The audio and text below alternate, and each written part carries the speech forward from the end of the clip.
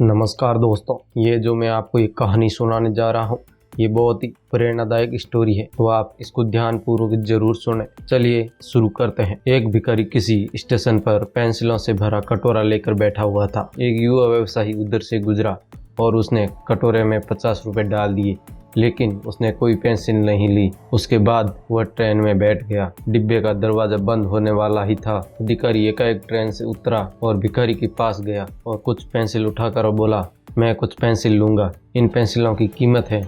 आखिरकार तुम एक व्यापारी हो और मैं भी। उसके बाद वह युवा तेजी से ट्रेन में चढ़ गया। उसके ट्रेन में चढ़ने के बाद उस भिखारी ने यह सोचा कि उसने जो बात कही वो सच थी, और वो मन ही मन में उस बात को दोहराने लगा और वह धीरे धीरे पेंसिलों को व्यापार को बढ़ाता गया। और कुछ वर्षों बाद वह व्यवसायी एक पार्टी में गया। वह भिखारी भी वहाँ मौजूद था। भिखारी ने उस व्यवसायी को देखते ही पहचान लिया। वह उसके पास जाकर बोला, आप शायद मुझे नहीं पहचान रहे, लेकिन मैं आपको पहचानता हूँ। उसके बाद उसने उसके साथ घटी उस घटना का जिक्र किया। व्यवसायी ने कहा, तुम्हारे याद दिलाने पर मुझे याद आ रहा है कि तुम भीख मांग रहे थे, लेकिन तुम यहाँ सूट और टाई में क्या कर रहे हो? भिखारी ने जवाब दिया, आपको शायद मालूम नहीं है कि आपने मेरे लिए उस दिन क्या किया था। मुझ पर दया करने की बजाय मेरे साथ सम्मान के साथ पेश आए। आपने कटोरे से पेंसिल उठाकर कहा, इनकी कीमत है। आखिरकार तुम भी एक व्यापारी हो और मैं भी। आपके जाने के बाद मैंने बहुत सोचा, मैं यहाँ क्या कर रहा हूँ, मैं भीख क्यों मांग रहा हूँ। मैंने अपनी ज़िंदगी को संवारने के लिए कुछ अच्छा काम करने का फैसला लिया। मैंने अपना थैला उठाया और घूम घूम कर पेंसिलें बेचने लगा। फिर धीरे धीरे मेरा व्यापार बढ़ता गया।